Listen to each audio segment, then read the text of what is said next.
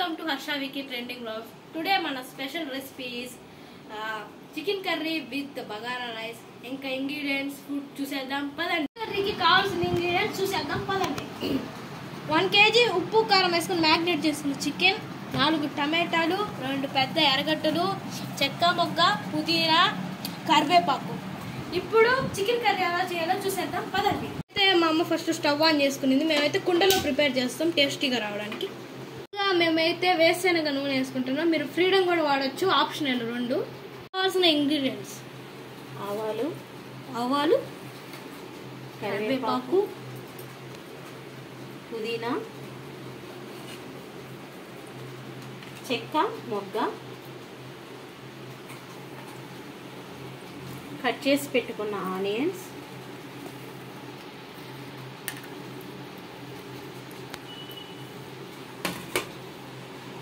ఇవి red and brown కలర్లో వచ్చే వరకు వేయించుకోవాలి.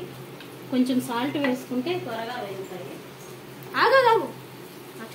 దీనిలో కొద్దిగా సాల్ట్ వేసుకుంటే త్వరగా వేగుతాయి ఆనియన్స్. నెక్స్ట్ ఏం చేయాలి మమ్మీ? ఇవి రెడ్ అండ్ బ్రౌన్ కలర్లో వచ్చేసాయి.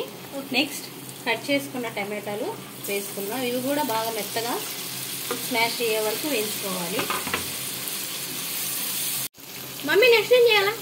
తర్వాత అల్లం వెల్లుల్లి పేస్ట్ ఒక 3 స్పూన్స్ దాకా వేసుకోవాలి. దాంట్లో కొంచెం పసుపు, కొంచెం కారం, 2 స్పూన్స్ దాకా వేసుకొని తర్వాత మళ్ళీ కావాలంటే చూసుకొని వేసుకోవచ్చు. ఎవరు ఎంత కారం తినగలరో అంత. మేమైతే కారం ఎక్కువగానే తింటాం కాబట్టి ఒక 2.5 స్పూన్ వేసాను.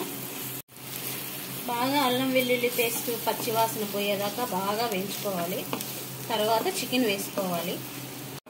మమ్మీ నెక్స్ట్ చేయాలా? నెక్స్ట్ ఈ విధంగా పచ్చివాసన పోయేదాకా బాగా వేయించుకొని నెక్స్ట్ దీంట్లో చికెన్ వేసుకోవాలి.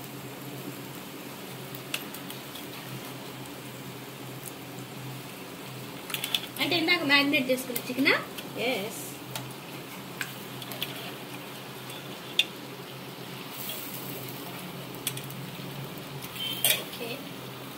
నెక్స్ట్ తర్వాత ఇది బాగా కలుపుకోవాలి. అల్లం వెల్లుల్లి పేస్ట్ మొత్తం కలిపి తగినంత వాటర్ పోసుకొని నెక్స్ట్ మనం బాగా కలుపుకొని